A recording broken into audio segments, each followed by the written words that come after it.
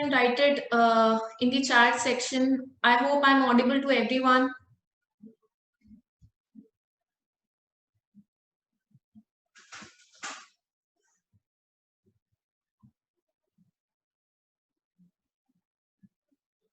Thank you, Ruhanika's father.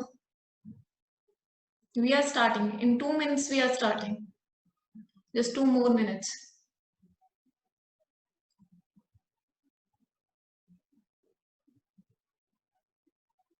Yeah, after Mr. Harshit, we will be taking question after discussing the topic. Our topic is family bonding and making relationships stronger. So whatever questions you are be putting, I'll be taking at the end. Do not worry that this session will be wasted. I'll try my best that it will be useful. I have prepared certain things, so that is going to be used to you people. Okay, so good morning everyone. I'm starting with this session. Those who are going to join, since last time he's going to be, those who are going to join late will have to then miss our session. People are still coming, but I cannot help it. I'm starting with the session. So, you all know my name. My name is Kriti. I'm the licensed counseling psychologist. And today our topic of discussion is family bonding and making relationships stronger. We all know that during this lockdown, somehow our relationships are getting affected. I'm not going to say that if it is affecting in a negative way. I'll say that in whatever manner it is affecting, we are going to make it better and better. Before taking I'll tell you the framework of our session. First we are going to talk relationship with our spouse, then we are going to talk relationship with my child, how to enhance my relationship with my child, and then we are going to talk about then I'm going to talk about how to enhance our relationship with our in-laws. So taking all our relations together one by one. So before starting with the topic, I would like to share one very small story with you all, which is, I think some of you must have heard it, but still I'm going to share with you. I hope you all have seen porcupines. Porcupine is an animal, like you can see this. If someone is not aware what porcupine is an animal which has spikes. आप देख रहे हैं ये spikes और ये quills हैं. ये एक एनिमल्स होते हैं जिनकी बॉडी पे बहुत ज्यादा क्विल्स निकले हुए होते हैं. So what happens whenever they try to come close together, उनके क्विल्स एक दूसरे को पोक करेंगे, चुभेंगे. So what happens is porcupine जब विंटर्स में होते हैं, इनको विंटर्स में अपने आप को वार्म रखने के लिए इनके पास सिर्फ एक ऑप्शन होता है कि इनको आपस में बहुत क्लोजली रह के एक दूसरे की बॉडी से स्टिक करके एक दूसरे की बॉडी की वार्मथ यूज करते हुए उन विंटर्स में अपनी वार्मनेस को बेकरार रखना है. बट व्हाट हैपेंस जब ये लोग क्लोज हो जाते हैं या अपनी बॉडी को एक दूसरे के साथ स्टिक कर लेते हैं, तो ऑब्वियसली इनके जो ये वाले स्पाइक्स हैं, जो ये क्विल्स हैं, ये एक दूसरे को चुभेंगे. So I think this is what happen when we are like in too much close proximity. और लॉकडाउन के टाइम पे आई थिंक हम लोगों की सिचुएशन थोड़ी porcupines जैसी ही हो गई है कि पास जितना रह रहे हैं तो एक दूसरे के जो क्विल्स हैं वो हमें चुभ रहे हैं. अब पोर्क्यूपाइंस के पास सेकंड ऑप्शन ये होता है, या तो आप फर्स्ट ऑप्शन हमारे पास ये है कि या तो हम एक दूसरे के साथ स्टिक होके रहें ताकि वार्मथ ले सके, या सेकंड ऑप्शन ये होता है कि अगर आपको वो कांटे बहुत ज्यादा चुभ रहे हैं तो आप अपनी फैमिली को छोड़ के चले जाएं और आप दूसरे केव में जाके रह लें. बट उस कंडीशन में क्या होगा, उस कंडीशन में आप विंटर की वजह से you are going to die. So you have two options. Either you handle the poking of the quills of your family members or you die out of winter. So कहीं ना कहीं ये corona virus pandemic के time पे हमारी situation पोर्क्यूपाइंस जैसी हो गई है, जहां पे हम अगर घर से बाहर निकलते हैं तो कोरोना वायरस के डर से हमें वो डेथ को फेस करना पड़ सकता है, लेकिन अगर हम उस चीज से बचना चाहते हैं और अपनी फैमिली मेंबर्स के साथ स्टिक होके रहते हैं, तो कहीं ना कहीं हमें उन्हें उनके कांटे, उनके क्विल्स बर्दाश्त करने पड़ेंगे।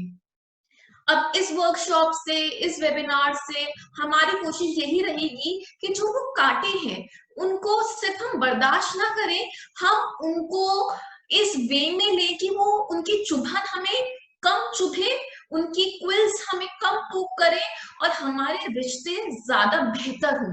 पैंडेमिक खत्म हो जाएगा, बट उस पैंडेमिक के बाद हमारे रिश्ते कैसे रहे, उन रिश्तों के ऊपर इम्पैक्ट कैसा रहा, वो बहुत मेजरली इम्पैक्ट होगा। So starting with this, I'm going to start with our first relationship, that is my relationship with my spouse. How is my relationship with my spouse?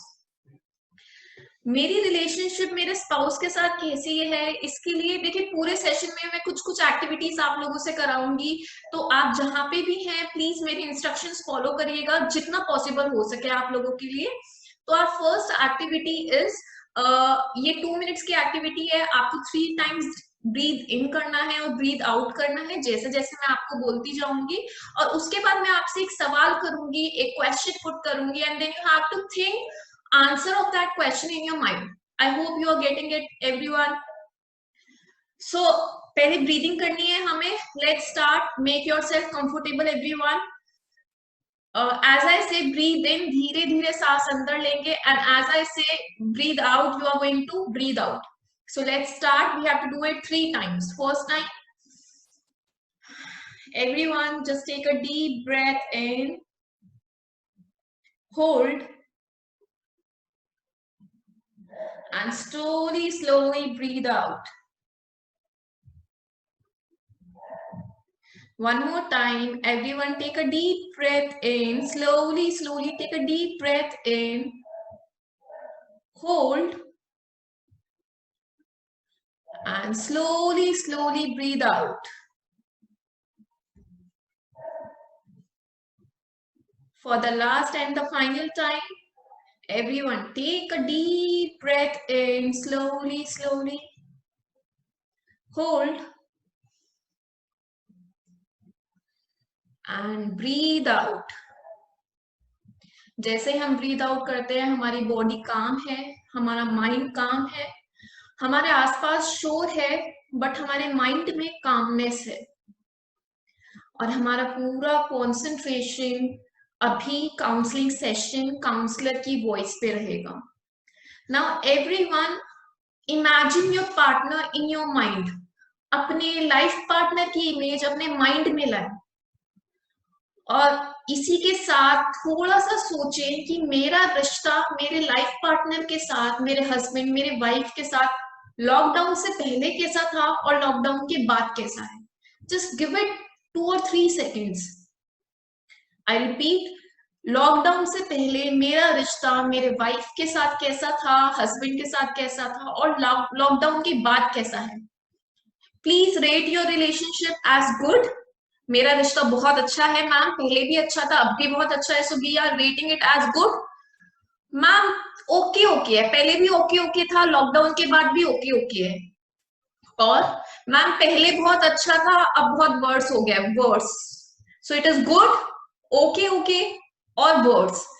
अब जहां पे भी जिस भी स्केल में हैं आप, जिस भी स्केल में हैं आप उस पोजीशन से एक स्टेप ऊपर ही जाएंगे इस वर्कशॉप के बाद। अगर मेरा रिश्ता बहुत वर्स हो चुका है तो वो बेटर होगा, अगर मेरा रिश्ता बेटर है तो वो गुड होगा, और अगर मेरा रिश्ता गुड है तो वो बेस्ट होगा।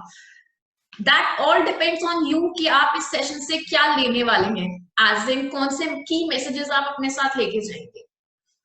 सो what is important in relationship with our spouse is communication. हर एक रिश्ते की ब्रेथ, एक important एस्पेक्ट, important स्किल जो है वो है कम्युनिकेशन। मेरा कम्युनिकेशन मेरे पार्टनर के साथ कैसा है? क्या मैं अपने पार्टनर के साथ बात करता हूं, या मैं सिर्फ एज्यूम कर लेता हूं कि अब तो काफी पुराना रिश्ता हो गया तो अब तो मेरे हस्बैंड को समझ जाना चाहिए, या फिर अब तो काफी टाइम हो गया, मेरी वाइफ को मेरी ये बात समझ आती होगी तो बोलने की जरूरत क्या है। अगर इस तरह का रिश्ता है तो बहुत ज्यादा मिसअंडरस्टैंडिंग और मिसकम्युनिकेशन पैदा हो सकती है। I share a very small story, not a story but a case of counselling. एक मैरिड कपल काउंसलर के पास आता है, और जो मैरिज काउंसलर्स होते हैं उनके पास आता है, and they fight for divorce की अब 25 साल हो गए हैं शादी को, 25 years एंड अब मैं अपनी रिलेशनशिप एंड करना चाहता हूँ। वाइफ कहती है कि मैं इस हस्बैंड के साथ बिल्कुल नहीं रह सकती, और हस्बैंड कहता है कि प्लीज हमें आप डाइवोर्स दिलाइए, मैं इस वुमेन के साथ, अपनी वाइफ के साथ बिल्कुल नहीं रह सकता। काउंसलर कोशिश करता है कि रीजंस फाइंड आउट करने की कि प्रॉब्लम क्या क्या है। तो वाइफ अपने रीजंस कोट करती है कि समझते नहीं है, चीखते रहते हैं, टाइम नहीं देते हैं, छोटी छोटी बातों पे गुस्सा करते हैं। हस्बैंड अपने रीजंस, अपनी लिस्ट शो करता है कि टाइम पे कुछ नहीं देती है, फोन पे ज्यादा टाइम स्पेंड करती है, तो उसके अपने रीजंस होते हैं। काउंसलर एज ऑब्वियसली, जैसे मैरिज काउंसलिंग में आपको टाइम पीरियड दिया जाता है 6 मंथ्स का, कि आपके पास 6 मंथ्स का टाइम है, इस टाइम पीरियड में आप दोनों एडजस्ट करने की कोशिश करें और अपने जितने भी मन मुटाव है वो खत्म करने की कोशिश करें। और बीच बीच में आपकी काउंसलिंग चलती रहेगी, काउंसलिंग के थ्रू आपको हेल्प मिलेगी। 6 मंथ्स हो जाता है, लास्ट 1 डे बचा होता है, तो उसमें मैरिज काउंसलर फाइनल डिसीजन पूछता है हस्बैंड और वाइफ से कि are you still wanting to give divorce to your husband और वाइफ, और you or there is some change in your decision. So wife says no, I'm firm on my decision, I have to give divorce to this man. And same goes with man says that I am like frustrated with this lady, I have to give divorce to this lady. So marriage counsellor ने सिर्फ एक last question उससे पूछा, दोनों से पूछा, husband और wife से, और उसके बाद उन्होंने डाइवोर्स नहीं दिया। व्हाट वाज द क्वेश्चन, वो बहुत इंपॉर्टेंट है और थोड़ा ध्यान से सुनिएगा। काउंसलर ने हस्बैंड से पूछा और वाइफ से पूछा कि आप प्लीज थोड़ा सा सोच के बताइए कि सबसे पहला मन में जो चोट लगी अपने हस्बैंड की साइड से और अपनी वाइफ की साइड से, वो कब लगी। तो हस्बैंड ने बोला कि आपको मैं थोड़ा सा बैकग्राउंड बता देती हूँ कि अमेरिका में, यूएस में जब आप जो ब्रेड होती है, उनकी ब्रेड आगे से पतली होती है और पीछे से ब्रॉड होती है। तो अमेरिका में जब आप लास्ट पीस ब्रेड का जो मोटा वाला लोफ एरिया है वो आप जब किसी को देते हैं तो वो डिसरिस्पेक्ट होती है। वो वैसा एरिया होता है ब्रेड का, वो वाला टुकड़ा होता है जो आप अपनी मेड को देते हैं। और wife used to belong to Italy, so wife Italy से थी और हस्बैंड यूएस से था। इटली में जब आप अपना लास्ट टुकड़ा, जो वो मोटा सा लोफ है, आप किसी को देते हैं तो वो रिस्पेक्ट है कि वो ब्रेड का बेस्ट पीस है और आप ब्रेड का बेस्ट पीस अपने पार्टनर को दे रहे हैं। तो हस्बैंड ने बोला कि मेरे मन में इसके लिए पहली चोट, पहला धक्का तब लगा, ये जब भी मुझे ब्रेड देती थी तो मुझे ब्रेड का लास्ट पीस देती है। And wife was so shocked. Husband said कि मेरी इज्जत घर में ये है, मेरे को हमारी फैमिली में आखिरी हिस्सा ब्रेड का मेड को देते हैं, नौकर को देते हैं, और ये वो हिस्सा मुझे देती है। तो मुझे इससे पता चलता है कि मेरी वाइफ के मन में मेरे लिए किस तरह की रिस्पेक्ट है। And after listening to the husband in front of marriage counsellor, that lady started crying like hell. उस लेडी ने उस टाइम पे मैरिज काउंसलर को बताया कि इटली में लास्ट पीस जो होता है वो बेस्ट पीस होता है, और उसके मन में कभी इंटेंशन नहीं थी अपने हस्बैंड की डिसरिस्पेक्ट करने की। वो तो लास्ट पीस इसलिए देती थी ताकि वो बेस्ट पीस है और वो बेस्ट चीजें अपने हस्बैंड के लिए रखना चाहती थी। तो इसीलिए वो ब्रेड का लास्ट मोटा वाला हिस्सा अपने हस्बैंड को देती थी, लोग जो होता है वो अपने हस्बैंड को देती थी। सो parents please give me questions after the session, like when I'll say, जब हमारे पास last 10 minutes बचे होंगे, then you can put up the questions. अभी आप questions मेरे सामने रख रहे हैं तो मेरा mind divert हो रहा है, so please keep the questions for the last few minutes. So taking from the story, misunderstanding दोनों के बीच में, उस एक कपल के बीच में कितनी थी। हस्बैंड को लगता था कि मेरी वाइफ मेरे को मिसट्रीट करती है, डिसरिस्पेक्ट करती है, जबकि कभी ऐसा था ही नहीं। हुआ क्या कि हस्बैंड ने एज्यूम कर लिया कि मेरी वाइफ जो है वो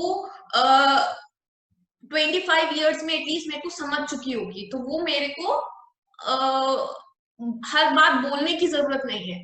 but what really important is, हम अपने रिश्ते में अपनी जरूरत और अपनी बाउंड्रीज को अपने पार्टनर के साथ बैठ के डिस्कस करें। क्या मुझे पसंद है, क्या मुझे नहीं पसंद है, उसको रिस्पेक्टफुली बताएं। बताने का भी तरीका होता है, एक्सप्लेन करने का भी तरीका होता है। कई बार हमारे पास कपल्स आते हैं जिसमें वो कहते हैं कि despite despite sharing my views, despite communicating a lot with my husband or a lot with my wife, he or she is not changing. आप कम्युनिकेट उसको बदलने के लिए नहीं कर रहे हैं, आप कम्युनिकेट इसलिए कर रहे हैं ताकि उसके माइंड सेट में वो बात उसको समझ आ जाए कि मेरे लिए ये अच्छा है और मेरे लिए ये अच्छा नहीं है। फॉर एग्जाम्पल, कई बार वाइफ कहती है कि मेरे इन लॉज मुझे बहुत ज्यादा टॉन्ट करते हैं, तो वो बात मैं अपने हस्बैंड को इनडायरेक्ट वे में बोलती रहती हूँ कि तुम मेरे लिए कभी स्टैंड नहीं लेते, तुम्हें मेरे लिए स्टैंड लेना चाहिए, तुम्हारी मम्मी की वजह से मेरे को ये प्रॉब्लम फेस करनी पड़ रही है। तो हम इस चीज को एक्सप्रेस कैसे करते हैं, चीजें तोड़ के, चीजें फोड़ के, मतलब I mean to say that we will just be bursting out and then throwing things, or maybe we will be just taunting, हाँ अब तो तुम अपनी माँ की ही हो गए हो। So these are the some quotes which we put. So this is not a communication. This is what I want to say. Communication is very different from anger outburst. Anger हमारा वही नहीं होता है जब जहां पे हम हाथ उठा दे, एंगर हमारा वो भी होता है जब हम गलत तरीके से बात करें। बात करने का तरीका ये होता है कि जब दो पार्टनर्स अकेले में बैठे हैं और वन बाय वन अपने व्यू पॉइंट रख रहे हैं, और जब एक इंसान बोल रहा है तो दूसरा सुन रहा है। Communication is a two way process. ऐसा नहीं है कि सिर्फ एक ने बोलता जा रहा है the other one is not actually paying attention to what my wife is saying and busy with work. Usually आजकल प्रॉब्लम्स मेजरली तब आती हैं जब हस्बैंड वाइफ बैठे हुए हैं and they have their phone with them, and wife is speaking or the husband is speaking and they are busy with their phone. Actually में वो सुन तो रहे हैं और उनको पता भी है कि वो मेरी वाइफ क्या बात बोल रही है। फोन इसलिए है हाथ में ताकि मैं वो जो डायरेक्ट कॉन्फ्रंटेशन हुई है मेरे ऊपर, वो जितने ज्यादा शिकायतें मेरे पास आ रही हैं वो मैं इग्नोर कर सकूं। तो अपने पार्टनर को कंफर्टेबल बनाए कि मेरी बात से उसको शर्मिंदगी ना हो, उसको इरिटेशन ना हो, उसका सुनने का मन ना करे। उसको उसके सामने हमें अपनी फीलिंग्स रखनी है, अपनी बात रखनी है, बिना उसकी इंसल्ट करे, बिना उसको बार बार प्रोवोक करे, तुम तो ऐसे हो, तुमने ये किया, तुमने वो किया। जब ये तुम आ जाता है तो प्रॉब्लम क्रिएट होती है। Couples are always fighting, you did this, you did that. Instead of pointing fingers, let's make a team and let's start our conversation with words like we हम ऐसा कर सकते हैं, हम अपना रूटीन ऐसा शेड्यूल डिसाइड कर सकते हैं, जो भी हम चीजें करेंगे उसमें तुम्हारी बात भी मानी जाएगी और मेरी बात भी मानी जाएगी। और सामने वाले को अगर मेरी बात पसंद नहीं आ रही है तो उससे पूछना कि अगर तुम्हें ये चीज नहीं सही लगती है तो इसका आप ऑप्शन बताओ, ऑल्टरनेट बताओ कि हम इसमें क्या कर सकते हैं। तो पहले की सिचुएशन में what are we doing, we are just one team and हम बस अपनी बात बोले जा रहे हैं, ऑप्शंस हम सुनने के जोन में नहीं है। लेकिन सेकंड सिचुएशन में क्या हो रहा है, जब हम वी यूज कर रहे हैं, दोनों टीम डिसाइड कर रही है कि एक म्यूचुअल सॉल्यूशन पे आए, कोई भी प्रॉब्लम हो उसके म्यूचुअल सॉल्यूशन पे आए। I show you one thing कि जब हस्बैंड या वाइफ एक दूसरे को कोई बात बोलते हैं तो कम्युनिकेशन वन डे बहुत बेटर होगा, सेकेंड डे बहुत बेटर होगा, पर थर्ड डे कपल कहते हैं बस हो गया, इतना ज्यादा कम्युनिकेशन नहीं, अब मैंने देख लिया कम्युनिकेशन का क्या फर्क पड़ा है। And my husband like, ma'am there is no change in my husband, why is this happening? I'll show you one experiment. जब भी हम किसी से बात करते हैं तो सामने वाले किस तरीके से हमारी बात को ले रहा है, उसका इम्पैक्ट हमारी फ्यूचर कॉन्वर्सेशंस पे पड़ेगा। फॉर एग्जाम्पल, अगर मेरी वाइफ ने मुझसे कुछ बोला, तो मेरी वाइफ ने अपनी बात रखी कि मुझे आज घर में इन इन चीजों से परेशानी हुई, या आज मेरे पास इतनी मनी नहीं थी कि मैं ये सामान ला पाती, और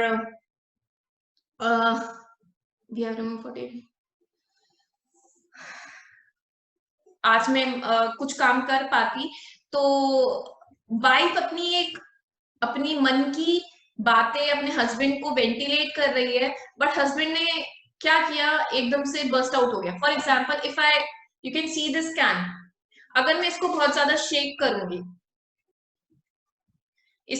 ये can is like husband is like I know this is funny, but let's see, ये एक इंडिविजुअल है, एक हस्बैंड है जिसके ऊपर ऑलरेडी ऑफिस का बहुत काम है, जिसको अपनी मम्मी को भी हैंडल करना है, अपनी इन लॉज को भी हैंडल करना है, अपने बच्चे को भी हैंडल करना है, उसके ऊपर प्रेशर बिल्डअप होता जा रहा है। This is like pressure buildup हो रहा है, आई मीन लाइक बहुत ज्यादा प्रेशर आ रहा है। हस्बैंड वाइफ की भी बात सुन रहा है, बच्चों को भी डील कर रहा है, उसको अपने फ्यूचर का भी डर लग रहा है, उसको अपने फ्यूचर का भी डर लग रहा है। And this is what is happening, pressure is building. Now what is going to happen if I open this bottle?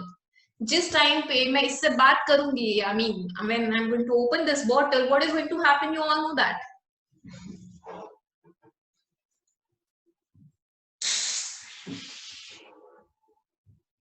you all can see you all can see that pressure buildup होते ही सारा stress हमारा बाहर निकलता है। On the other hand, एक couple ऐसा है जिसमें वाइफ वेंटिलेट कर रही है, बट हस्बैंड के ऊपर प्रेशर आ रहा है। Now this is another couple, if you see that this is another couple जिसके ऊपर प्रेशर आ रहा है, same pressure from office, pressure of anxiety, like thinking about what is going to happen in my future, then pressure about my child, and my wife is saying something. Now what is going, लेकिन इस husband में, इस वाले person में क्या difference है पहले वाले इंसान से, कि ये काम है, इसने अपनी काम इन द सेंस कि इसने अपनी एंजाइटी, अपने क्वेश्चंस, अपने प्रेशर को एक्सेप्ट किया है, डील किया है कि हाँ मेरे ऊपर इतना प्रेशर है। Now what is going to happen when lot of pressure is coming?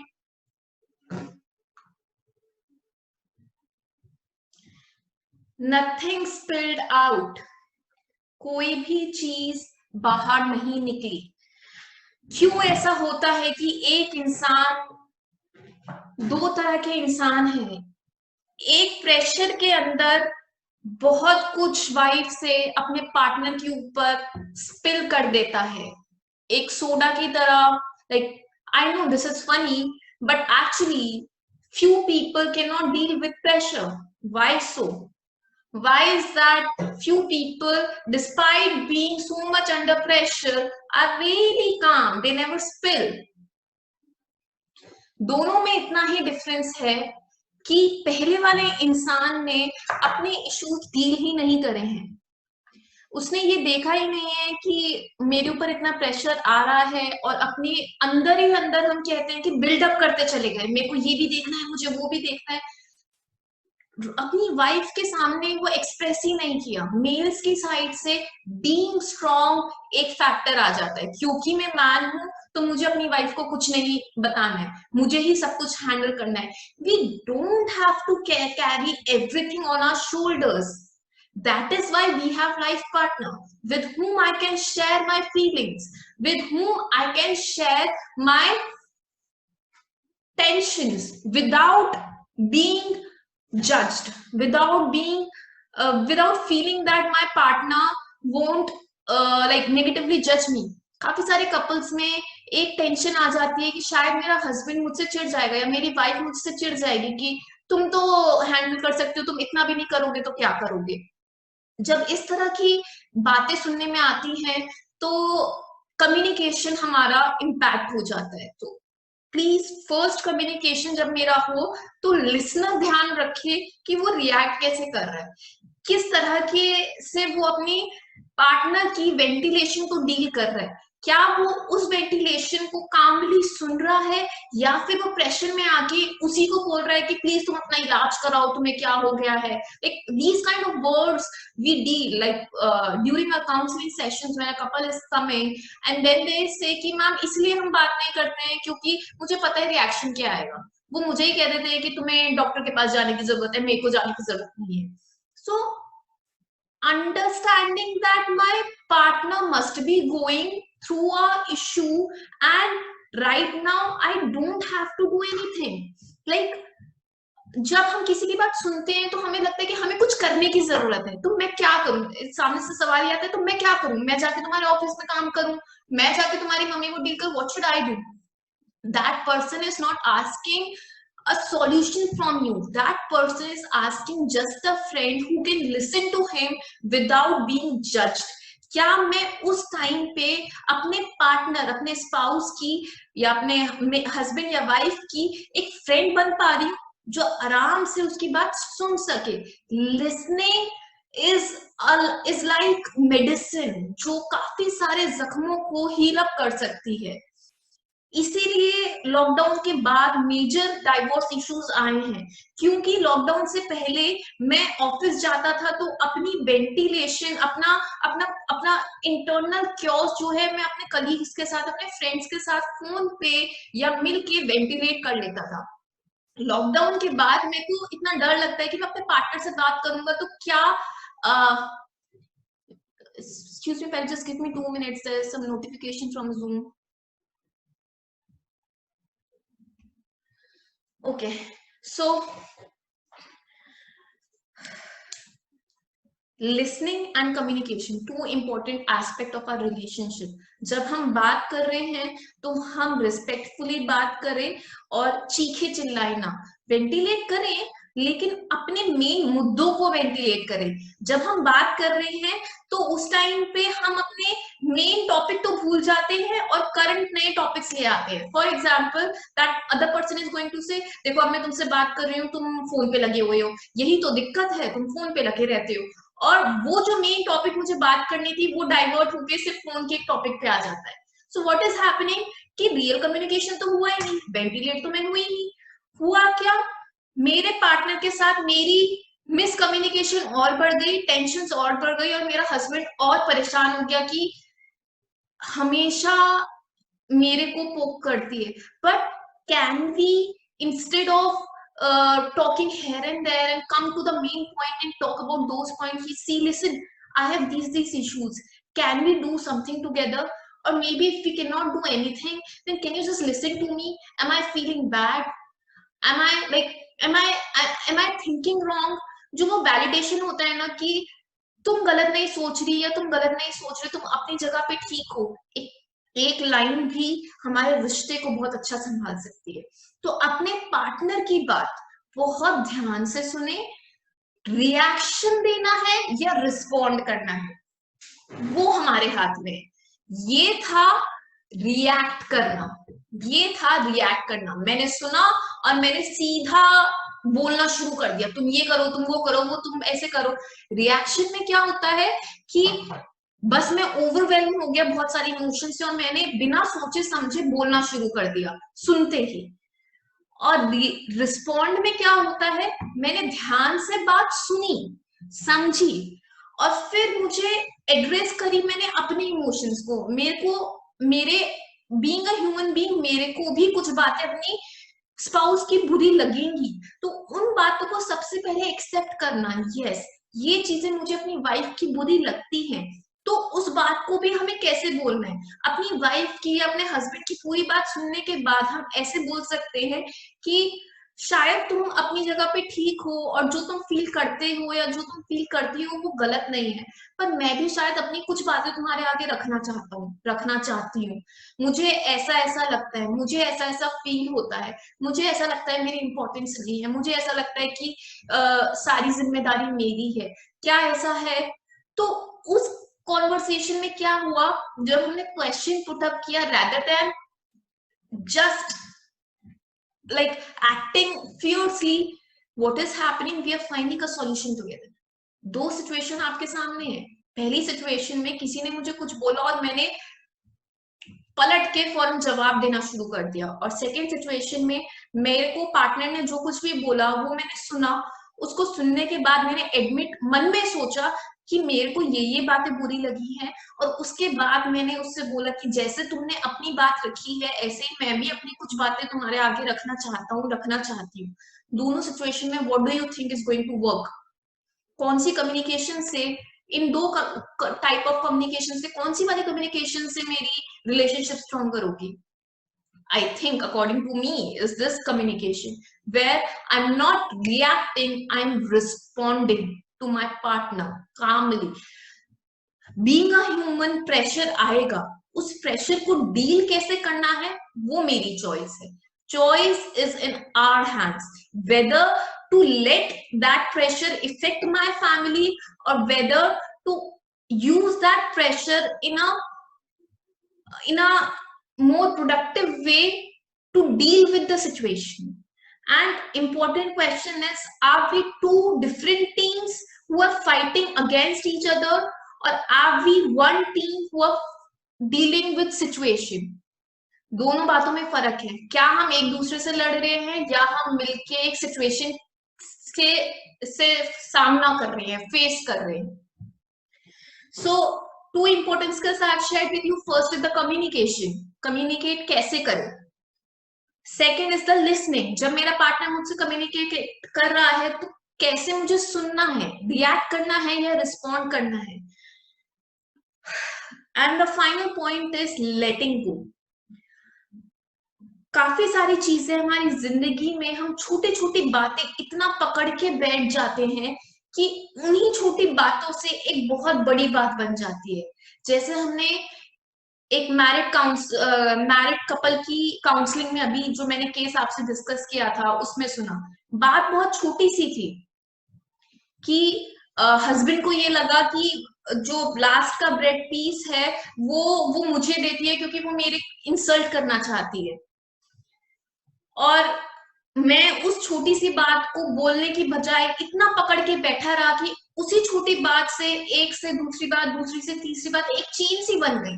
अब हर काम को करते वक्त मुझे अपनी वाइफ से या हस्बैंड से चिढ़ ही होती है।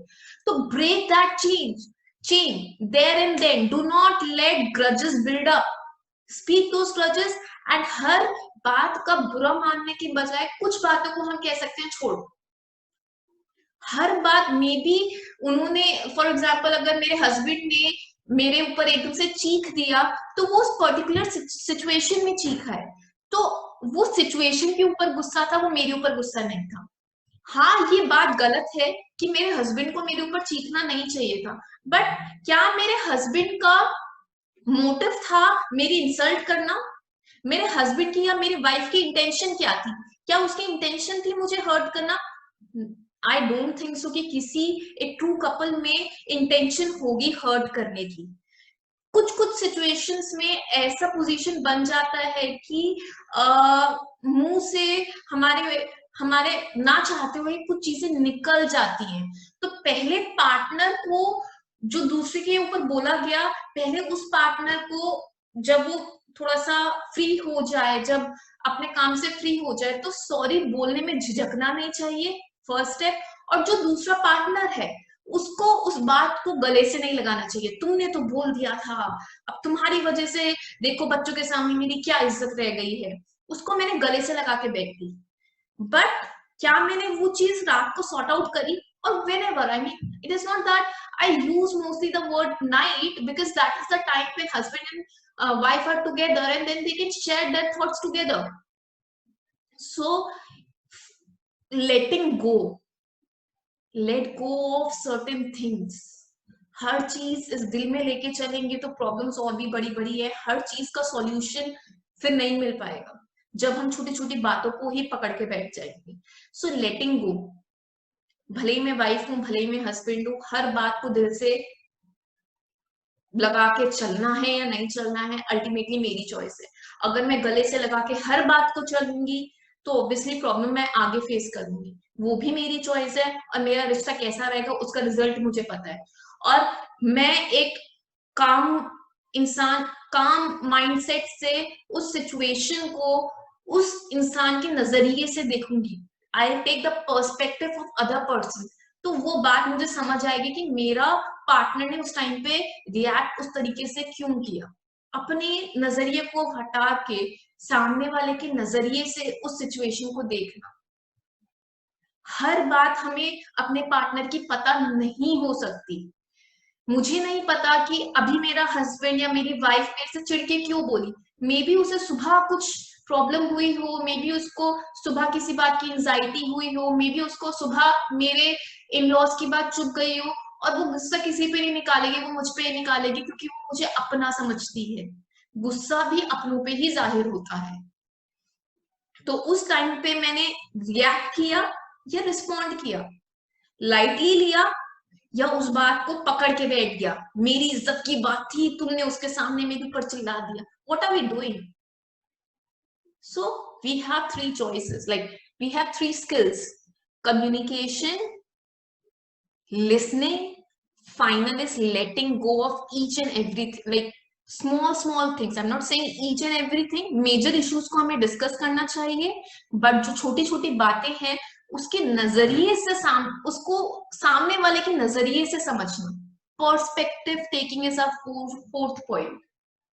I'll repeat: communication, how I am communicating with my partner; then listening, how I am listening to my partner, am I responding or reacting after listening to my partner; third is letting go of minute things, not taking it on my heart; and fourth and final point is, if something goes wrong, then thinking, seeing things from others perspective, rather than holding the grudge, उसको सामने वाले के नजरिए से देखें।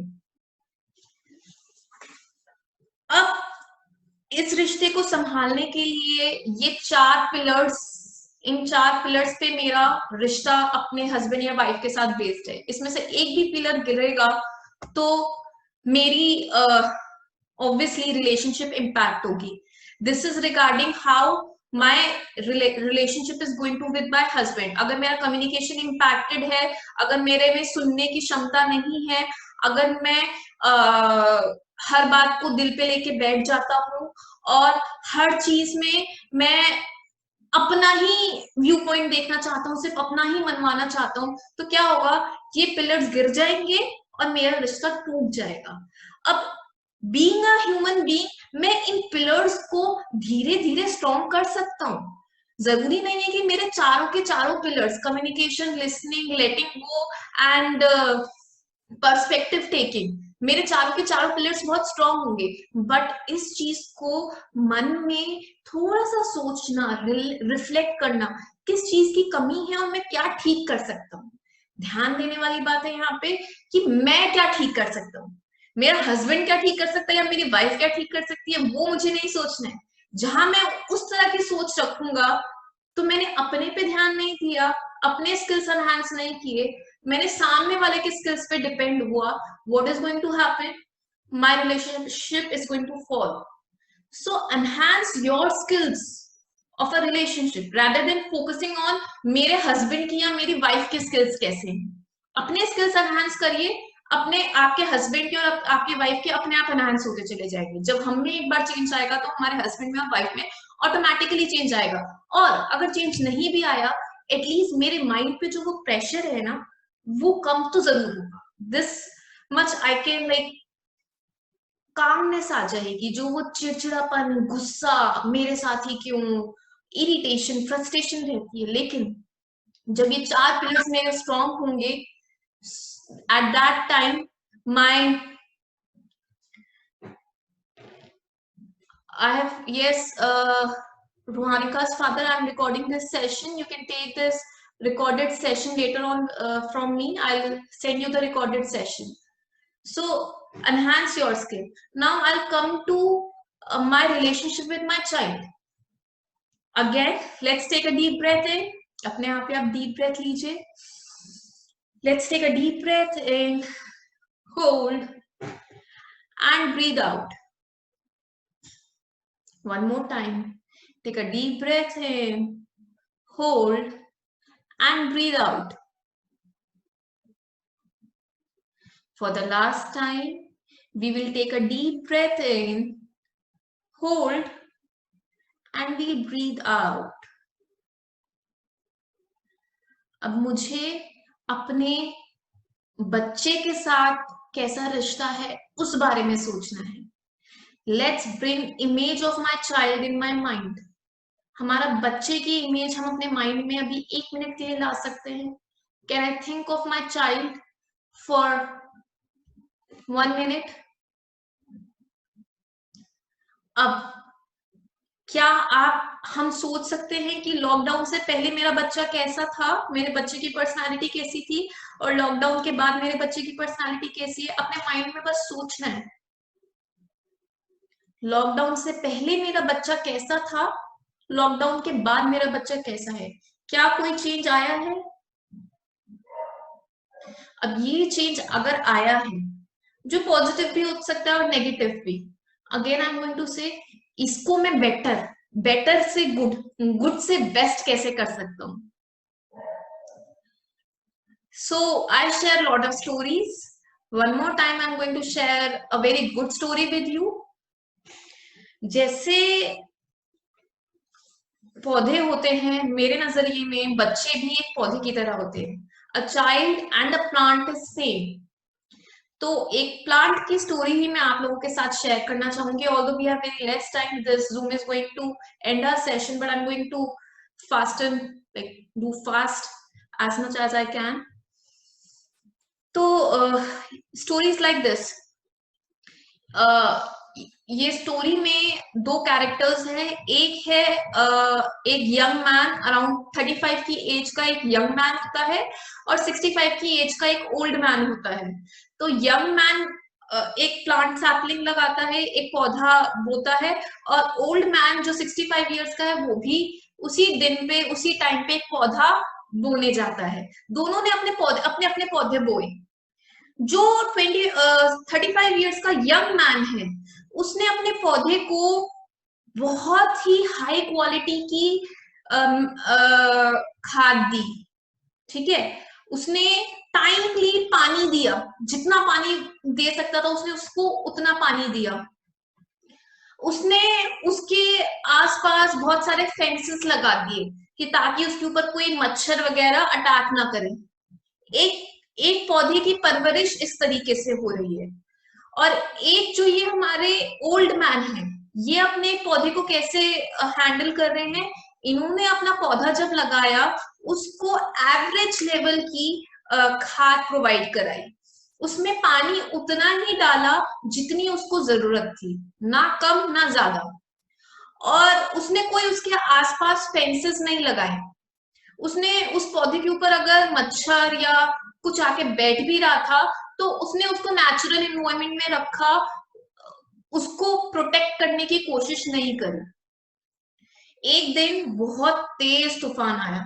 इतनी तेज तूफान, ओले भी गिर रहे हैं, हवा भी बहुत तेज चल रही है, दोनों के पौधे हैं. लेकिन फर्क क्या हुआ दोनों के पौधों में?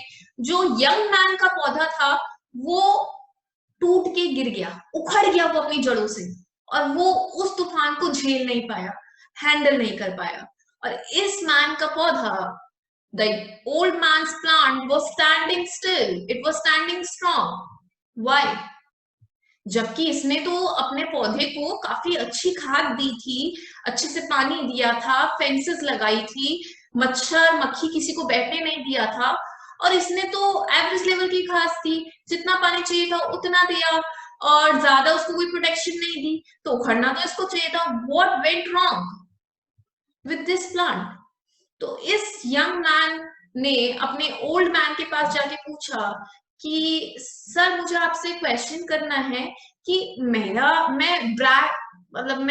बोस्ट नहीं कर रहा हूं, बट मेरी खाद आपकी खाद से ज्यादा अच्छी थी, और मैंने ना ज्यादा ध्यान रखा अपने पौधे का आपके पौधे से, पर ऐसा क्यों हुआ कि मेरा पौधा उखड़ गया उस तूफान में और आपका पौधा खड़ा रहा? Very good answer given by this old man. Listen to this answer. इस बूढ़े आदमी ने बोला, मैंने अपने पौधे को उतनी ही चीजें दी जितनी उसको जरूरत थी, ना जरूरत से ज्यादा ना जरूरत से कम.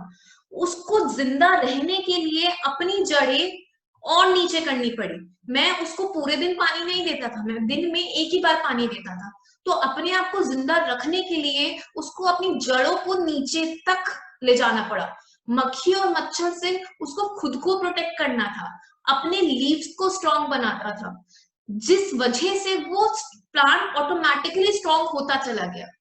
और इस पौधे के साथ क्या हुआ, क्योंकि इसको ऑलरेडी सब कुछ मिल रहा था पहले से, तो ये उतना ही इसकी रूट नीचे डीप हो पाई जितनी उसको दी गई। उसने ज्यादा नीचे जाने की कोशिश ही नहीं करी, क्योंकि उसको तो सब कुछ मिल रहा था। उसको अपनी जिंदा रहने के लिए अपनी जड़ें नीचे नहीं ज्यादा लेके जानी पड़ी। इसीलिए जब बहुत भारी तूफान आया तो वो खड़ गया, क्योंकि वो उतना स्ट्रांग हुआ ही नहीं, उतनी डीप रूट्स गई ही नहीं। बट इस पौधे के साथ क्या हुआ, रूट्स डीप गई। So what is happening, sometimes we over protect our child. Over protection, मैं अपने बच्चे को किसी भी तरीके की परेशानी ना आने दूं। I am not saying that this is wrong, यहाँ पे हम राइट और रॉन्ग की बात नहीं कर रहे।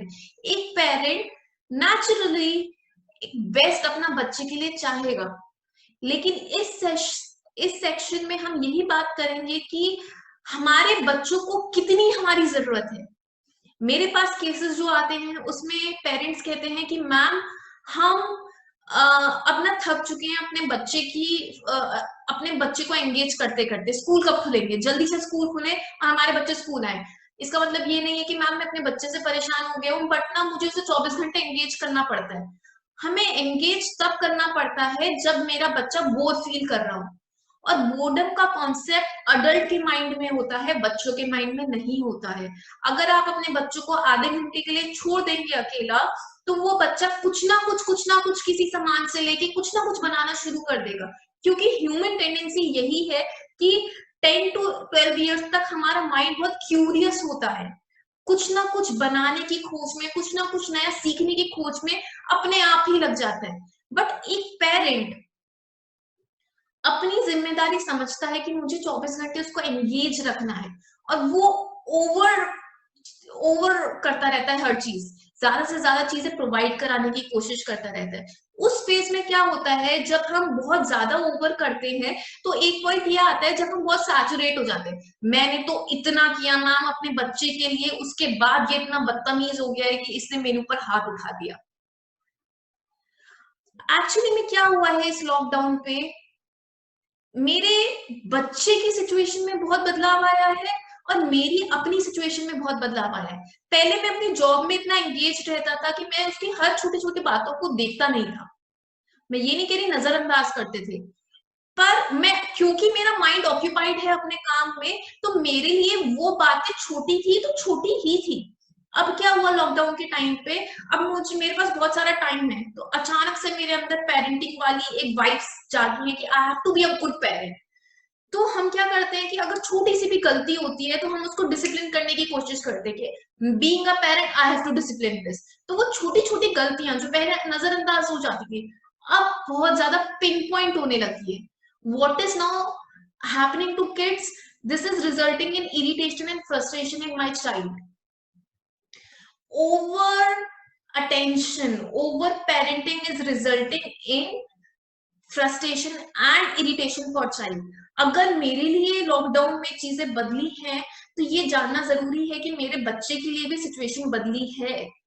और वो कैसे, पहले मेरा बच्चा स्कूल जाता था, अपनी टीचर्स और फ्रेंड से मिलता था, भले मेरा बच्चा इंट्रोवर्ट है, I am not saying that कि मेरा बच्चा एक्सट्रोवर्ट है, उसे बात करने की इतनी जरूरत नहीं पड़ती।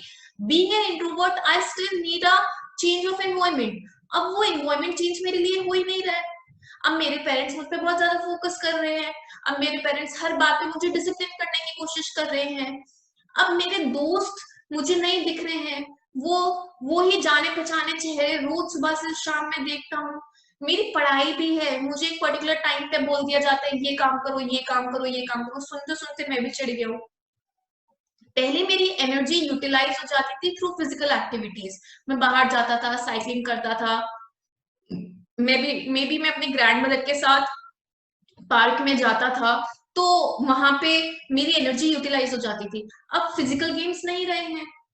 सो व्हाट इज हैपनिंग, जो बुक्स है जो फ्रेंड्स हैं वो बुक से चेंज हो गए हैं, जो टीचर्स है अब पेरेंट्स के ऊपर डबल रोल आ गए। पेरेंट्स ही पेरेंट भी बनना है उनको, टीचर भी बनना है उनको। आई एम नॉट सेइंग कि आप अपने बच्चे का फ्रेंड बनिए, आई एम सेइंग अपने बच्चे को स्पेस भी देना है। I am going to share a small thing with you. If you can see people, I mean parents, if you can see this, I hope this is visible to everyone. If it is visible, please write yes so that I can explain to you. Is this visible to you, everyone?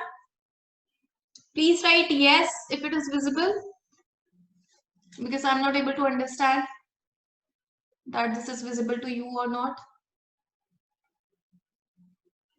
Okay, no.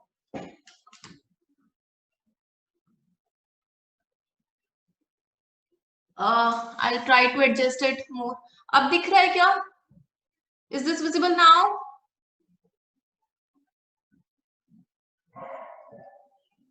Parents, please turn off your videos. Mr. Shradul, please turn off your video. Thank you. I hope ये आपको दिख रहा है. No? Okay, not clear. I hope आपको parent driven routine और child driven routine दिख रहा है? Yes? Please, I'm trying my best.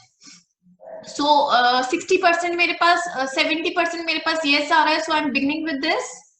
Mr. Harshit, please turn off your video. Mr. Harshit, please turn off your video. Thank you. Thank you. So अगर आप ये देखेंगे, एक है पेरेंट ड्रिवन रूटीन और एक है चाइल्ड ड्रिवन रूटीन। अगर पेरेंट ड्रिवन रूटीन में आप देखेंगे तो जो ब्लू कलर का है that is an adult, parent है वो, और पेरेंट अपने बच्चे के लिए रूटीन सेट कर रहा है। And if you see this one, this is child driven routine. Child driven routine में एक बच्चा अपने पेरेंट को बता रहा है कि उसको क्या करना है। आई एक्सप्लेन, क्योंकि ये क्लियर नहीं है तो I remove this, but I hope आपको इमेज दिख गई है। हम इस दो रूटीन की बात करेंगे, this is parent driven routine and this is child driven routine.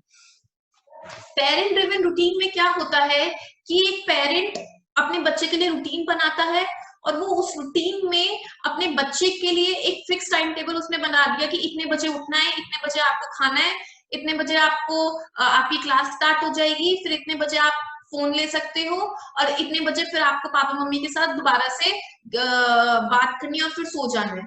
एक पर्टिकुलर टाइम टेबल एक पेरेंट ने बना दिया और उसको स्टार्ट कर दिया। हम यहाँ पे ये बात नहीं करेंगे कि कौन सा टाइम टेबल ज्यादा अच्छा है, कौन सा रूटीन ज्यादा अच्छा है। हम यहाँ जो भी सेट ऑफ पेरेंटिंग आपको ठीक लगे वो आप उठा सकते हैं। आप बेहतर जानते हैं कि आपके बच्चे के लिए ज्यादा अच्छा क्या है। मैं 3 टाइप के रूटीन्स आपको एक्सप्लेन कर रही हूँ यहाँ पे। पहला है पेरेंट ड्रिवन रूटीन, सेकेंड है child driven routine and final is parent and child driven routine. So I am going to share these 3 routines. जो भी रूटीन आपको बहुत अच्छा लगे अपने बच्चे के लिए आप वो यूज कर सकते हैं। मैं तीनों रूटीन्स एक्सप्लेन करती हूँ आपको। पेरेंट ड्रिवन रूटीन में क्या होता है, parent is leading the routine and parent is leading the child. मैंने एक टाइम टेबल फिक्स कर दिया और बच्चे को वो सारा फॉलो करना है। एक्टिविटीज मैं डिसाइड कर रहा हूँ कि तुम्हारे को कौन सी एक्टिविटी कब खेलनी है और कौन सी एक्टिविटी तुम्हारे लिए ज्यादा सही है। तुम्हारे ग्रॉस मोटर एक्टिविटी वीक है तो प्लीज इस टाइम पे तुम इसी से खेलोगे। तो सारी चीजें पेरेंट ड्रिवन रूटीन में क्या हो रहा है, पेरेंट की तरफ से बच्चे के ऊपर आ रही है, everything is coming from parent side. Child driven routine में क्या है, एक पेरेंट ने पूछा कि बच्चे के ऊपर छोड़ दिया, जो तुम्हें करना है जैसे तुम्हें करना है करो। Now what is happening, child driven routine में बच्चे का एक्चुअली में कोई रूटीन नहीं है। बच्चे के लिए वो ऑब्वियसली राइटिंग टाइम या लर्निंग टाइम नहीं होगा, उसका लिए कोई फिक्स टाइम टेबल है ही नहीं। एक्टिविटीज उसकी मर्जी की है पर टाइम उसकी मर्जी का नहीं, मतलब टाइम लिमिट कहीं है ही नहीं, टाइम लिमिट कहीं इम्पोज ही नहीं हो रही है। जो जब मन आया मैंने कर लिया, मैं बिखरा हुआ सा हूँ हर जगह पे। This is child driven routine.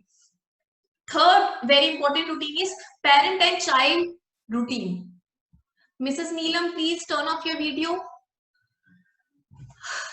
So parent and child driven routine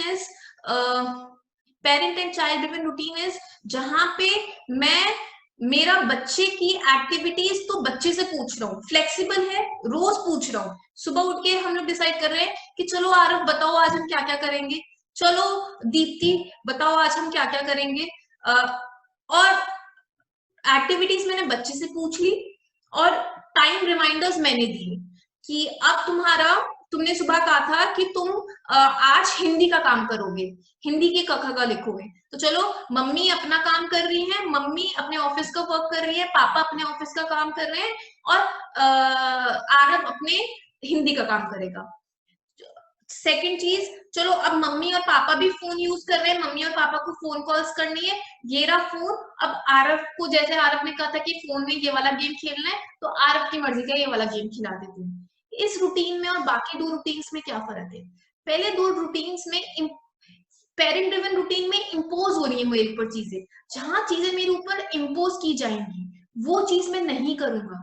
it is exactly like जैसे हमारे वर्क प्लेस पे हमारे को बस काम दे दिया जाता है, आप काम करते जाओ, भले ही आपके मन में वो काम आपको पसंद है या नहीं है, तो ऑटोमेटिकली क्या होगा, उस वर्क का क्वालिटी बहुत इम्पैक्ट हो गया, आप वो काम अच्छे से करेंगे ही क्योंकि मेरी पसंद का काम ही नहीं है। सो पेरेंट ड्रिवन रूटीन में इम्पोज हो रही है मेरे ऊपर चीजें।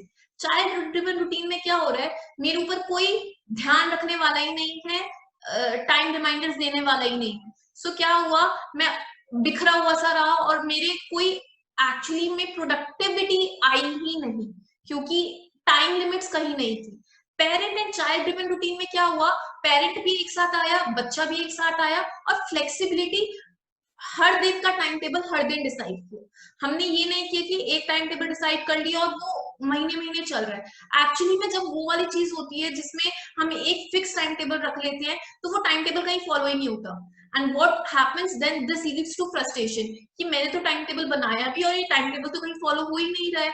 सो बेटर है कि हम वो वाला टाइम टेबल बनाए जो रोज डिसाइड हो, एक्टिविटीज बच्चे की पसंद की हो और टाइम रिमाइंडर्स मैं बच्चे को सुबह बता दूं और टाइम रिमाइंडर्स में दे दूं। अलॉन्ग विद दैट, यूजुअली इस एज में बच्चे वो करेंगे जो आप कर रहे हैं। अगर आप फोन लेके, अगर एक पेरेंट फोन लेके बैठा है और बच्चे से एक्सपेक्ट कर रहा है कि वो रिटर्न वर्क करेगा, वो नहीं होगा।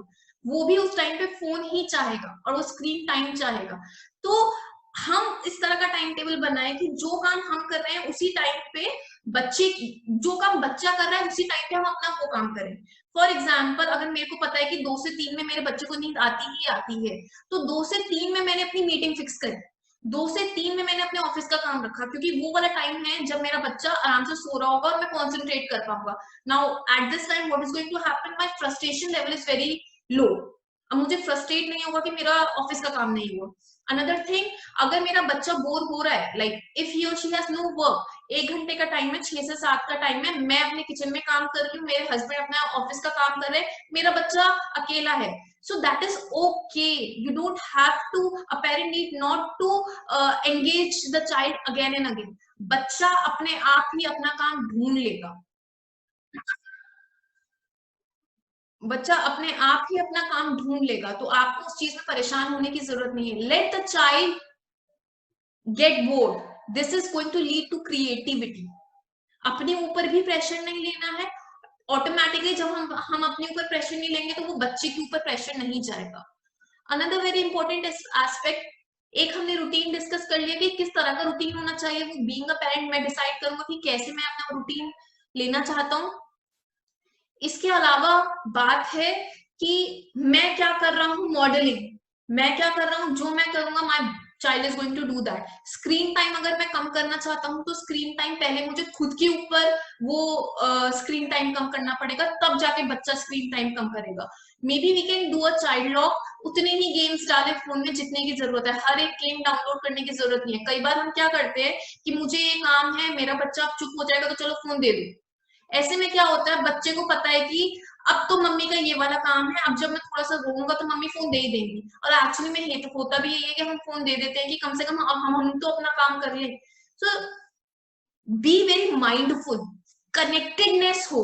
मैं अपने बच्चे से अगर दूर हो रहा हूं तो दूर ना हो पाऊं। ओवर पेरेंटिंग का ध्यान रखना है। बीइंग अ पेरेंट, हमें गॉड गिफ्टेड है, हमें सिक्स सेंस है कि मुझे अपने बच्चे को पेरेंटिंग कैसे करनी है। मैं बेस्ट जज हूँ अपने बच्चे को पेरेंटिंग करने का। एक काउंसलर सिर्फ आपको टेक्निक्स बता सकता है, फॉलो या किस तरीके से फॉलो करना है वो हमारी जिम्मेदारी है। सेकेंड वेरी इंपॉर्टेंट चीज thing is the comparison. what is happening these days, a parent is comparing their parenting with others parents parenting। उसकी मम्मी ने उसको ऐसे ऐसे किया तो मैं भी यही कर दूं तो ऐसा हो जाएगा, ऐसा जरूरी नहीं है। जो चीज उस पेरेंट के बच्चे के साथ काम कर गई वो जरूरी नहीं है कि वो मेरे साथ भी काम करेगी। तो Mrs. Moksha, please close your video session. Please close your video window. So जरूरी नहीं है कि अगर मैंने किसी पेरेंट की बात सुनी है तो वो मेरे बच्चे के ऊपर भी अप्लाई करती है। हर बच्चा अलग है, जो एक बच्चे के ऊपर अप्लाई होता है वो दूसरे बच्चे के ऊपर अप्लाई नहीं होता है। आप दूसरे पेरेंट की बात सुन सकते हैं कि उसने अपने बच्चे के साथ कौन कौन सी टेक्निक्स यूज करी, पर अल्टीमेटली हमें बेस्ट पता है कि मेरे बच्चे के साथ क्या चीज काम करेगी और क्या नहीं करेगी। And very important, do not feel low. हमें एम्बैरेस होने की जरूरत नहीं है कि अगर मेरा बच्चा थोड़ा और बच्चों के मुकाबले थोड़ा स्लो स्पीड में है, वो उतना काम जल्दी नहीं दे पाता है, it is okay, let it be. हम यहाँ पे कोई रैट रेस नहीं कर रहे हैं कि मेरे बच्चे को सबसे पहले होमवर्क देना है तो वो बेस्ट है, मेरे बच्चे की हैंडराइटिंग बहुत बेहतर होनी चाहिए। उसकी रेस और बच्चों से नहीं है, उसकी रेस खुद से है। इस उम्र में कुछ बच्चे धीरे से स्पीच पकड़ते हैं, बिल्कुल भी शुरू में स्पीच नहीं पकड़ेंगे, और जब वो स्पीच पकड़ेंगे ऐसी पकड़ेंगे कि स्पीड पे जाएगी और पीक पे जाएगी। तो मे बी किसी बच्चे की स्पीच डीले थी, अब स्पीच आ गई। मे बी बच्चे का पहले ग्रॉस मोटर डीले था, अब ठीक हो गया। उस बच्चे को उसकी स्पीड पे काम करने दिया जाए, परेशान ना हो, घबराए ना कि क्यों नहीं हो पा रहा। इट इज ओके कि आप कंसर्न है, आप पूछिए, बात करिए और लोगों से कि डीले क्यों हो रहा है, पर बच्चे के ऊपर प्रेशर ना है जल्दी करने का। उसका हो रहा है तो मेरा भी हो। It is not like rat race, avoid rat race. So अगर रैट रेस हटा देंगे तो काफी चीजें बेटर हो जाएंगी। Now I am going to come to the final session, I mean the final talk, my relationship with my in-laws. How is my relationship is going to be with my in-laws? थोड़ा सा ये topic elders के बारे में है कि हमारे घर में जो बड़े बुजुर्ग हैं उनके साथ हमारा रिश्ता कैसा है। उनके साथ हमारा रिश्ता बहुत अच्छा भी हो सकता है। मैं कॉमन चीजों की बात करूंगी, जो मेरे पास केसेस आते हैं, जो हम लोग सुनने में आता है कि मोस्टली जो ग्रैंड पेरेंट्स हैं वो बच्चों की पेरेंटिंग के बीच में बहुत आते हैं। एज ए कुछ ग्रैंड पेरेंट्स अपने बच्चों को समझाने लगते हैं कि उनको अपने बच्चों की परवरिश कैसे करनी है। तो उसमें क्या होता है, एक पेरेंट परेशान हो जाता है कि कहीं ना कहीं वो जो स्पाउस के साथ रिलेशनशिप है वो इम्पैक्ट होने लगती है कि एक मम्मी अपने बच्चे को ठीक कर रही थी, एक कमांड दे रही थी कि तुम इस काम को ऐसे करो, बीच में दादी ने बोल दिया कोई नहीं ना छोटा ही है, तो वो मम्मी परेशान हो गई कि ये ठीक कैसे होगा अगर आप बीच में बोलेंगे तो ऐसे में क्या हुआ, उस मदर ने एक्सप्रेस नहीं किया अपनी मदर इन लॉ को कि मम्मी आप बीच में मत टोकना, आराम से बात नहीं करी, और उसने वो गुस्सा अपने मन में रखा और रात के टाइम अपने हस्बैंड से शेयर किया कि अरे तुम्हारी मम्मी तो हर चीज में टांग अड़ाती है। सो क्या है, यहाँ पे जो हमारा रिश्ता है बुजुर्गों के साथ, उसमें भी वही 4 पिलर्स हैं जो मैं अपने हस्बैंड या अपनी वाइफ के साथ 4 पिलर्स यूज कर रही हूँ। Communication, rather than telling my wife to talk to in-laws or rather than telling my husband to talk to my in-laws, मैं अपने हस्बैंड को बोलूंगी तुम अपनी मम्मी से बात करो, या मैं अपनी वाइफ को बोलूंगी तुम मेरी मम्मी से बात करो। जो बात आपके करने की है आप ही करें, जो अगर मुझे दिक्कत है तो मैं ही कम्युनिकेट करूं, उससे उनको अच्छा लगेगा। थोड़ी सी हेजिटेशन होगी, शुरू शुरू में थोड़ा सा अजीब सा लगेगा कि मे बी मतलब मैं कैसे बात करूं, बहुत ज्यादा अजीब हो जाएगा, वो सुनेंगे नहीं, उनको कुछ समझ नहीं आएगा, इस तरह के सवाल दिमाग में आना लाजमी है। पर वो रिश्ता मजबूत होना जरूरी है, क्योंकि अगर वो रिश्ता मजबूत नहीं हुआ हमारे बुजुर्गों के साथ तो हमारे घर का माहौल बहुत ही नेगेटिव हो जाएगा, बहुत ही स्ट्रेसफुल हो जाएगा, और उससे मेरे बाकी के रिश्ते भी इम्पैक्ट होंगे। तो सबसे पहले जरूरी है कि मेरा अपना रिश्ता, मेरे हस्बैंड या मेरे वाइफ का रिश्ता नहीं, मेरा अपना रिश्ता मेरे इन लॉज के साथ, मे बी मेरी नंद के साथ, मे बी मेरे सास के साथ, मे बी मेरे फादर इन लॉ के साथ कैसा है, for that matter husband also. कई बार वाइफ की बहुत इन लॉज के साथ अच्छी बन रही होती है, हस्बैंड की अपने पेरेंट्स से ही अच्छी नहीं बनती है। तो यहाँ पे दो तीन बातें जानना जरूरी है, जो आपने पहले भी सुनी हुई होंगी। यहाँ पे दो तीन बातें ये समझना जरूरी है कि आ, हमारे बुजुर्ग हमें टोकेंगे, पहली बात। उनकी कौन सी बात हमें दिल पे रखनी है, कौन सी सुननी है, कौन सी नहीं सुननी है, वो हमारी जिम्मेदारी है। जब बुजुर्ग एक इंसान बूढ़ा हो जाता है तो चिड़चिड़ापन उसके ट्रेट में आ जाता है। तो ये चीज एक्सेप्ट करना कि हमारे बुजुर्ग चिड़चिड़े होंगे, विच इज नॉर्मल, क्योंकि उनके हॉर्मोन्स अब डिप्लीट होने लगे हैं, वो अपनी शरीर से खुद परेशान है, तो उनका चिड़चिड़ापन लाजमी है, ये भी ध्यान देना। दूसरी चीज, मेरे बच्चे के ग्रैंड पेरेंट, मेरे इन लॉज टोकेंगे। अब इस चीज को या तो मैं नेगेटिवली डील करती रहूं, या फिर मैं उनसे बैठ के बात करूं कि मम्मी आपने आरफ को उस दिन मेरे सामने अलाउ कर दिया वो काम करना, अब आप देख रहे हो कि क्या हो रहा है, उसने उस चीज की आदत बना ली है। अब वो रोज उसी टाइम पे उसको फोन चाहिए होता है, अगर आप पहली बार ही नहीं टोकते तो शायद उसकी फोन की आदत नहीं छूटती, मतलब लगती। तो मम्मी आगे से ना हम ऐसा कर सकते हैं कि आरएफ के अंदर क्या कौन कौन सी चीजें ठीक करनी है ना, आप और मैं मिलके डिस्कस कर लेते हैं, कौन कौन सी आदतें आपको लगता है कि बदलने की जरूरत है, उन्हीं से पूछे। आपको क्या लगता है कि हमारे बच्चे के अंदर कौन कौन सी आदतें बदलनी चाहिए, और उनको इज्जत दे कि उन्हीं को बड़ा बना दे। आपने भी हमें पाला है, जब वो डायलॉग बोलते हैं ना कि हमने भी तो तुम्हें पाला था, तुम कौन से पहले नए नए माँ बाप बने हो, तो उनको बड़ा बनाने में क्या दिक्कत है, उनको बड़ा बना दीजिए उस टाइम पे। आपने हमें पाला है, आपने इतनी अच्छी परवरिश करी है, इससे उनको इज्जत मिल रही है।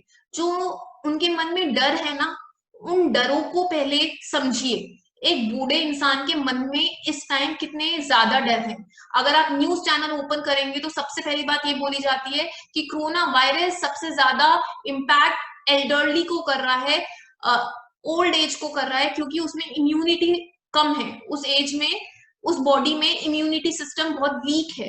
तो क्या हो रहा है, अनकॉन्शियसली ही एक बूढ़े बुजुर्ग के मन में डर है कि मेरे को कल को कुछ हो जाएगा।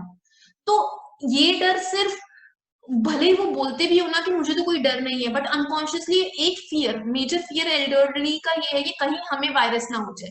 सेकेंडली, कोरोना वायरस से कहीं ना कहीं रिश्ता उनका उनकी जिंदगी पे भी फर्क पड़ा है। पहले वो मंदिर चले जाते थे, पहले वो फोन पे, क्योंकि आप लोग नहीं होते थे, पेरेंट्स घर पे 24 घंटे नहीं होते थे, तो ऑब्वियसली मन में एक दूसरे के खिलाफ कुछ ना कुछ होता है, जो मैं अपनी बेटी से फोन पे या अपने किसी और फ्रेंड से फोन पे बात कर लेती थी। अब आप पेरेंट्स पूरे दिन घर पे हैं, तो मुझे जो मेरा टाइम होता था ना, जिसमें मैं अपनी फ्रस्ट्रेशन वेंटिलेट कर लेती थी फोन पे किसी और से, वो मैं कर ही नहीं पा रही हूँ।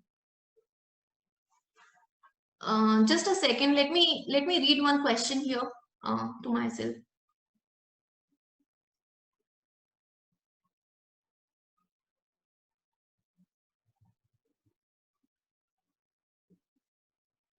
ओके, सो कई बार ऐसा होता है कि जो हमारे इन लॉज हैं वो फेस पे तो बड़े अच्छे होते हैं हमारे हस्बैंड के सामने या हमारी वाइफ के सामने, और हमारे पीठ पीछे ही हमारी काफी ज्यादा बुराइयां करते हैं, और उससे क्या होता है कि हमारी इमेज हमारे हस्बैंड के सामने गलत बन जाती है। तो ऐसे में क्या हो रहा है कि सबसे पहले तो कम्युनिकेशन गैप आ रहा है मेरे हस्बैंड के साथ ही। एक हस्बैंड की मेंटालिटी समझने की कोशिश करिए, वो भी हमारे सामने हमारे पेरेंट्स की बुराइयां नहीं करेगा। उसको अंदर से पता होगा कि मेरी मेरी मम्मी ने, मेरे पापा ने मेरी वाइफ के साथ गलत किया, पर वो अपनी वाइफ के सामने कभी ये बात एडमिट नहीं करेगा। क्यों? क्योंकि वो डिसरिस्पेक्ट हो रही है मेरी वाइफ के सामने, मेरे पेरेंट्स की। तो इसमें फिर से टीम दो अलग हो गई। यहाँ पे क्या करना है, हमारे हस्बैंड को हमें ये फीलिंग फील करानी है कि तुम्हारे पेरेंट की इज्जत मैं पूरी करती हूँ। उसको, उनको बोलना नहीं है, उनको वो फील होने दीजिए। उनको भी पता है कि मेरे मम्मी पापा कहाँ गलत है, पर वो मुंह से बोलेंगे नहीं, क्योंकि अल्टीमेटली वो उनका बेटा है। और जहां वो अपने मम्मी पापा की बुराई करेंगे तो वो अपनी नजर में गिर जाएंगे कि मैं गंदा बेटा हूं। मैं बुरा बेटा हूँ जो अपनी बीवी के साथ है और अपनी मम्मी पापा के साथ नहीं है। तो दो टीम्स बनने ही मत दीजिए, मैं तुम्हारे साथ हूँ, कोई बात नहीं, मम्मी ने वैसा बोला या वैसा किया, लेट इट बी। तो दो टीम्स बनने ही मत दीजिए। अगर मेरे इन लॉज मेरे हस्बैंड के सामने ज्यादा अच्छा करते हैं, उनसे बैठ के बात करी जाए। ऐसे इन लॉज में इनसिक्योरिटी होती है कि मेरा बच्चा अब तो बहू का हो गया। तो ऐसे में क्या होता है, इन लॉज को कभी भी ये फीलिंग जहां आए कि मेरा बेटा बहू का हो गया, बहू ही इन लॉज की हो जाए। आप as a daughter in law उनको खुश रखने की बहुत कोशिश करेंगी, आप उनको daughter in law as a daughter in law उनको बहुत खुश करने की कोशिश करेंगी, बट अल्टीमेटली क्या होगा, कितना भी कर लेंगे वो खुश नहीं रहेंगे। Let it be. वक्त के साथ साथ वो हमें एक्सेप्ट करेंगे, उनका एक्सेप्टेंस नहीं आ रहा है, विच इज ओके। हमें अपना काम करना है, हम अपनी तरफ से सही हैं। जब वो मेरे माइंड में होगा ना कि मैं अपनी तरफ से सही हूँ, कितना भी मेरे इन लॉज मेरे अगेंस्ट गलत कर ले, वो कहीं ना कहीं रिफ्लेक्ट हो ही जाएगा। और सामने वाले को भी पता होता है कि कौन गलत है और कौन सही है। उसको बोल के जाहिर करने से हम अपने लिए गड्ढा खोद लेते हैं। सो उनकी गलतियों को बताइए मत, और उनसे बैठ के बात करिए। बड़े लोगों को हमें इंस्ट्रक्शन नहीं देना होता, बड़े लोगों से हमें बात लेनी होती है। क्योंकि वो इंस्ट्रक्शन इसलिए नहीं लेंगे क्योंकि वो बड़े हैं, उनके माइंड में वो एल्डरली का ईगो आ गया। हर एक बुजुर्ग ऐसा नहीं होता, पहले मैं आपको ये बता देती हूँ। कुछ बुजुर्ग ऐसे होते हैं जो अपनी बूढ़ी एज को एक्सेप्ट करने में टाइम लेते हैं कि मैं बूढ़ा हो गया हूँ और मेरे बच्चे के भी बच्चे आ गए हैं, तो मेरे को अपने मेरा बच्चा बच्चा नहीं रहा, बड़ा हो गया है, तो मुझे हर बात पे अपने बच्चे को कैसे करना है ये नहीं बताना है। इस चीज में हमारे पेरेंट्स इन लॉज टाइम लेंगे, उनको लेने दीजिए वो टाइम। अपने हस्बैंड के साथ ही वो टीम अप कर लीजिए, और अपने इन लॉज से बात करिए, बैठ के अलग से बात करिए। जैसे आप अपने हस्बैंड से बात करते वैसे इन लॉज से बात करिए। और जब आप पहली डिस्कशन करेंगे ना, उसमें बहुत ज्यादा फ्रस्ट्रेशन और इरिटेशन आएगी, लगेगा कि शायद उनको कुछ समझ नहीं आएगा, और बहुत ही एक अजीब सा इन्वायरमेंट बन जाएगा कि मैं बात भी करूं या नहीं। वही तो आइस ब्रेकर है। वहीं पे तो जब आप वो कंफर्टेबल जोन आएगा कम्युनिकेशन का, तो वो ग्रैंड पेरेंट पिक कर पाएगा कि मेरी बहू मेरी है, किसी और की नहीं है। उनके मन में एक बहुत बड़ी बात होगी कि घर की बातें बाहर निकालती है, अपनी माँ की ज्यादा इज्जत करती है, मेरी इज्जत नहीं करती है, हमें तो मूर्ख समझती है, हमें समझती है कि शायद नए जमाने की है और हम पुराने जमाने के दकियानूसी है। जब ये बातें आपको फील हो रही हैं, तो उनको एहसास दिलाइए कि मेरी नजर में आपकी इज्जत है। क्या वो तब नहीं बदलेंगे? This is my question to you. जब हम उनको ये फीलिंग ही नहीं होने देंगे कि हमारे मन में आपकी इज्जत है, हमारे मन में आप दकियानूसी नहीं है, हम ये बात जानते हैं, हमें पता है कि हम उनकी इज्जत करते हैं, बट कभी हमने उनको बताया ही नहीं, कभी हमने उनको दिखाया ही नहीं। और बुजुर्ग आदमी के मन में इतने सारे डर होते हैं कि वो किस फॉर्म में निकलेंगे आपको नहीं पता होगा। वो मैनिफेस्ट होंगे ऐसे कि वो आपको ज्यादा इंस्ट्रक्शन देने लगेंगे, वो मैनिफेस्ट होंगे ऐसे कि वो छोटे से बच्चे के सामने आपकी बेइज्जती करने लगेंगे, मतलब आपके बच्चों पोता पोती के आगे वो मम्मी को गलत साबित करेंगे। उसमें अगर मैं परेशान हो गई कि देखो ये मेरे को जलील करनी है मेरे बच्चे के आगे, तो रिश्ता और बिगड़ेगा। लेकिन इसकी जगह मैं दूसरा नजरिया लेती हूँ कि बुढ़ापे में उनको उनके मन का डर सामने आ रहा है, इसलिए वो मुझे मेरे बच्चे के आगे थोड़ा सा ऐसे बोल रही है, तो मेरा गुस्सा बढ़ेगा या कम होगा? तब मेरी फ्रस्ट्रेशन बहुत कम होगी। This is what I think. तो थोड़ा सा समझिए कि उनकी पोजीशन पे रख के सोचिए कि अगर हम बूढ़े हो जाएं तो हमें किन किन चीजों का डर होगा। ये डर मैं किसी दिन पास हो जाऊंगा, ये डर कि मेरे बच्चे मेरी इज्जत करते हैं या नहीं करते हैं, ये डर कि कहीं मेरे बच्चे ये तो नहीं समझते हैं कि मैं पुराने जमाने का हूँ। साथ में उनके शरीर की तकलीफें, उनकी बॉडी की तकलीफें बहुत ज्यादा, उनकी उनसे उठा नहीं जाता है। ऑल्दो दिखने में वो बहुत फिट होंगे कि वो उठ भी सकते हैं, लेकिन वो बार बार पूछेंगे मेरा चश्मा कहाँ है, खाना लगाया नहीं लगाया, एक ही बात को वो 10-10 बार बोलेंगे, जिससे हमें इरिटेशन होगी कि अभी तो बताया था इनको, फिर ये ऐसे कर रहे हैं।